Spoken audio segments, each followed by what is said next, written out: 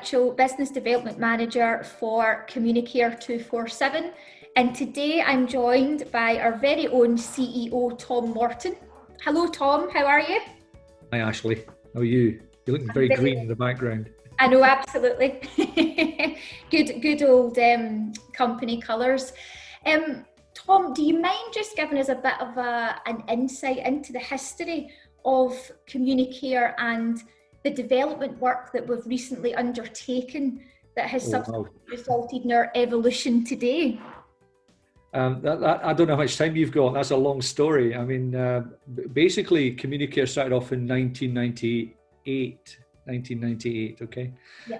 And it started off with the concept of trying to keep people safe. I'd looked at telecare from a perspective of my own mother, which was not a great experience, to be fair. And I looked at some of the technology, coming from a military background, coming from a kind of space background. I was quite frustrated by the use of this analog technology that we're currently using within the space of telecare. And I thought, well, there must be a better way. So I started to investigate that, and I tried to introduce mobile solutions and mobile technology into the market, but it was way too early. I mean, even today, the adoption of mobile is still lagging behind in telecare. You know, there's some use of it within kind of Alzheimer's and things, you know, but there's a huge underplay of mobile technology within the whole of this sector. And fundamentally, I couldn't get any traction, and people just didn't trust the technology, and they couldn't believe it was going to keep people safe. So I thought, well, how can I demonstrate that? I thought, right, if I actually go and demonstrate to them that I can keep them safe, then maybe we can have the trust built. So I went off and set up another solution for lone worker monitoring, which is quite well known in the industry now. And so here we are 20 years later, with a very successful lone worker monitoring business using mobiles to keep all the staff safe. And you know, we've enhanced all our location services. We've got massive security credentials. And I thought, right, now's the time to come back and revisit the whole kind of telecare space on the basis that there's a massive change between analog technology, which is the existing PSTN mobile telephone network, and it's now going to become an all IP digital network. So we have to change. Absolutely. And therefore, in 2016, I started to revisit this and started to tell people about the whole kind of change of analog to digital. And then that led into the kind of digital agendas. People started to be transformed. I'm not saying I'm personally responsible. There's a lot of work done by Ofcom and Scottish Government, the TSA, and all these other organisations. But it was great to be at least part of that catalyst and saying, like, let's drive some change here. And so from 2016 onwards, we've been kind of working with partners, trying to build knowledge and awareness, and driving towards a new digital telecare solution, which is where we are today. Absolutely. And just on that note, as a business, we are just about to embark on launching our own digital Internet of Things known as Liberty, which of course is powered by Archangel. So could you tell us a bit more about how these systems and solutions are quite key as part of that digital transformation? Oh, right. Okay. So I guess there's three basic components, isn't there, really, in terms of any system? There's the kind of end user piece, which is gadgets and whiz bangs and what I call pieces of tin that people use in order to, you know, kind of give data. And there are different types of equipment being used by these end users to deliver different types of functionality. And what that creates is a lot of data, but in silos. So you create silo data stores. So that's the end user piece. And then within the context of that, you've also got kind of the workforce side, where you've got staff touch points coming into those end users. And again, that's more data in more silos. So you've got kind of carers understanding the schedule that they're delivering care to. You've got activity monitoring that kind of lets you know how mum and dad are are living within the context of each room that they're occupying and so on. You've got a whole bunch of new stuff cropping up, which is sensors on heat, temperature, environment, fabric of the building, etc., which building managers are using. And then you've got kind of telecare, which is in the traditional sense, the red button, the pull cords and all the kind of peripherals that go with that. And that's another set of data. None of that data is joined up. So you have all these different solutions being purchased and being used within the context of care, but none of it is being shared together. None of it is being viewed in a holistic sense. Yeah. At the end of this, you've got in between that, you've got these kind of cloud systems, some kind of hardwired systems. And they're connecting data to the customer of the purchaser of that data, which is the councils or the care companies or whoever, right? And then at the end of the chain, there's an alarm receiving center, and then the alarm receiving center is receiving the alarms from any equipment and then responding to any of those alarms. The problem with the alarm center is that they don't have any other data upon which to justify the dispatch of a responder. And so their default position is, it's an alarm, send a responder. And that creates massive pressure through false alarms, etc. When I say false alarms, they're false positives, you know. So Yeah. they're positive alarms. People are going out with the best of intention to make sure people are safe, but there's a huge amount of wasted resource there in terms of responding to people that actually don't need responding to, and it's because of the lack of data in the alarm center that they can't make that judgment. So the benefit is actually to have the alarm center, who's still central to the delivery of service, being able to assess whether or not an alarm is justifiable for sending out a responder. And for that, they need more data. So Archangel provides access to more data simply by allowing all of these silo data equipment sources to be pulled together in what we call the interoperability gateway, and then allowing that data to be managed using what we call the rules engine or the rules gateway. So by controlling the data coming in and by building rules, you can actually get less false alarms and much more insightful data and much more meaningful data. And then fundamentally, that data can be then made accessible for the alarm center and anybody else who needs it. So for example, that could be a doctor, it could be an occupational therapist, it could be the housing and repair team, it can be anyone, but fundamentally, it will also now include the families who've been left out of all of this for the whole period of time. They've had no access to the data, they're always the last to know, and as a consequence, they've been phoning the council, phoning the social work team, phoning the alarm centre, trying to find out whether mum received her medication, did she receive the care planning that she was due to get? And that adds another element of pressure to the council because they're dealing with a customer service issue that did. So by bringing this data together in one source and by being able to control that data, you can improve a huge amount across the entire system of delivery, and in little ways improve the efficiency right across the board, and ultimately improve the outcomes for mum and dad. So Tom, that was a really good overview, and thank you for that. So the use of technology, as you say, it allows us to gather data, and of course that data is, you know, of utmost importance to certain people to ensure that we can streamline and improve on how we deliver our care services to our citizens. So in terms of the data, do you have any thoughts around how we could perhaps improve how we share that data? Oh, wow. These are really big questions. I think there's lots of ways that we can improve how we share it. The question is how we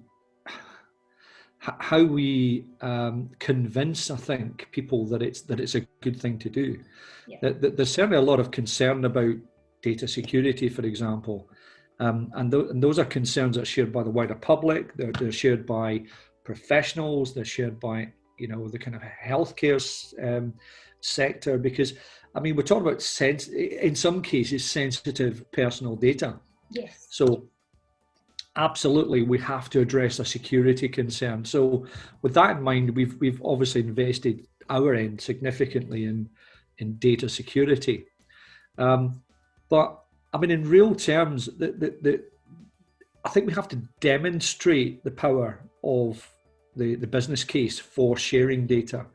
The practicalities will come, but unless we can prove the benefit of sharing data in a tangible way, and by tangible I mean demonstrating proper outcomes, proper benefits for the end users, that they get a better quality of service delivery. Unless we can demonstrate that, then what's the point? Why would you bother sharing data? So it is a bit catch-22. I mean, we've got to share the data in order to demonstrate the benefits, and we can't demonstrate the benefits until we share the data. So, you know, but what we're finding is that certainly with our project with Glasgow, at least, we have an opportunity to do that. And we're really within the context of the Glasgow Health and Social Care Partnership arrangement, we are going to be able to say, right, here's a piece of data from this device, here's another piece of data from that device. These are the risks that we're understanding, we're mitigating, and here is the data sets that help us to do that.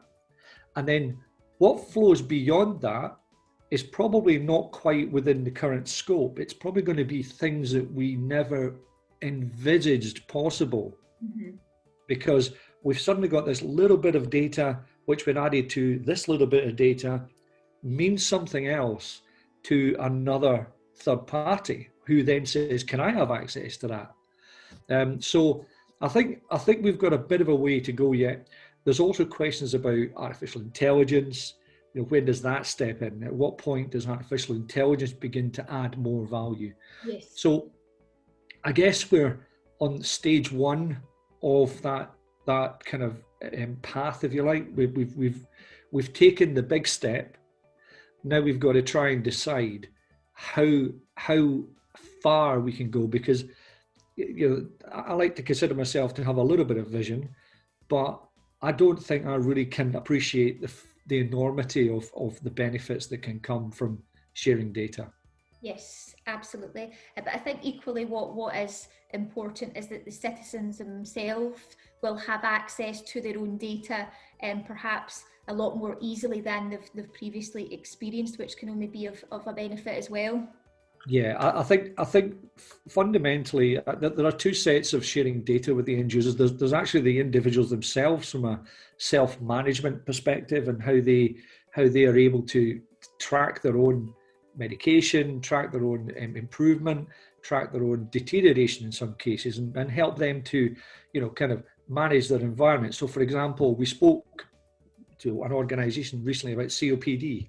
Yes. And you know, we it's like the light bulb came on when they realised that we actually can measure humidity in the room, as well as the deterioration of, or the use of respiratory drugs. So we can see and track the increase of humidity and the increase of drug use, or more activity within the context of medication. And that piece of the jigsaw just was missing before, because suddenly you realize that actually if you control the humidity in a room, you can actually improve the well-being and care delivered at the point of care. I mean, it's the individual can say the humidity is too high, I need to do something about the humidity. Yes. So the housing teams, yeah, and suddenly the housing teams see the impact of managing humidity on the social care team, and the social care team suddenly realize the value of the partnership of the housing team. So these are, when you bring housing and social care together, suddenly you start to see, oh my goodness, you know, the kind of light bulb moment that says this data is really quite meaningful. Yes. And I think until we start to look at that data in a holistic way across an organization, you know, I can only guess at the massive benefits to the health and social care system. But fundamentally, to the family.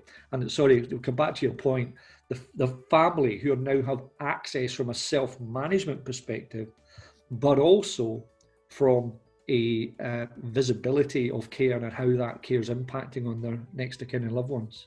Absolutely, absolutely. And kind of moving on from that a little bit, do you foresee, Tom, any challenges for organisations during their shift from analogue to digital? I think it would be naive to say that there would be no challenges whatsoever. And it's easy for us as a technical company to say it's a doddle, it's all in the cloud and you don't have to worry about it. But clearly there's going to be change required to either processes, not massive change, but there will be modifications to processes. I think staff are going to be concerned about, how does this affect them? Yep. From a perspective of training. Do they have the skills to go from analog to digital? Is digital really that different from analog in the sense that, is it just a word? Yeah. Because fundamentally, I think we need to educate the teams that are going to be involved in this, and we need to reassure them that this is not. Yes, okay, analog to digital has been made a big issue, and it is an issue, but it's not a technical challenge for them. It's just a slightly different way of working. But what I think it also means is that there's going to be elements of redeployment. We're going to see, less impact on the work that's required for, some team members. But that means they've got freedom of time to go and do some other aspect of their job that they haven't been able to focus on well while we're doing this other thing, which was labor intensive and time intensive. So I think there's going to be a kind of natural reticence within the supply chain that maybe digital might be either too much work or might create more work, or it might actually create less work. But fundamentally, that's just a different process. And I think that, once staff get used to the kind of technology and what it can do, they'll actually realize that they've got far more important things that they can get on with. Absolutely. Rather than kind of chasing their tail and running backwards and forwards with bits of paper, and sitting outside someone's house for 15 minutes while they wait for the opportunity to go in, and I think that those kind of little extra benefits are yet to come. Yes. And in terms of Communicare, how do you suggest, or how do you feel we can assist organisations in or face and embrace these potential challenges? Well, our job really is the technical bit. Our job is to make sure that the services are fitting the outcomes required for the customer, and therefore make it easy for the providers to utilise that service. And we're not here to create a barrier. We don't want to be, like throwing another technology at someone and saying, get on with it. So our role has got to be to make it easy. We've got to make the services simple. We've got to make the user interfaces very easy and functional. And we've got to make it appear very simple, even though it's incredibly complex behind the scenes. We've got to reassure people that the security of our data and integrity of our systems are at the highest possible level. So you're aware, but obviously we've had to invest lots of time and effort in making sure that our security systems are tight. We've spent a huge amount of time on the data security elements of it. We've chosen devices that are robust, that they're not going to let people down. We're not kind of throwing a buyer beware signal out here. What we're saying is that we've done our homework. We understand as much as possible. We've engaged with the communities. Obviously, we worked with the Alliance last year, and we engaged in those communities. We've spoken with carers. We've spoken with informal and formal carers, and we've spoken with end users themselves. And those end users are citizens who will be benefiting from the services, and also staff. Yes. Because they're the ones who are going to deploy this. So we've looked at all aspects of that. We're incredibly fortunate that we run and operate our own alarm center, so we understand the alarm center process as well. And so we've been able to improve how the alarm center functions can work. And that means that we can actually interface right the way through every single aspect of the supply chain. And by doing that, that puts takes a massive burden away from the customer, because the customer can actually trust that we know what we're talking about. We've got products and services that they actually require, and that takes a headache.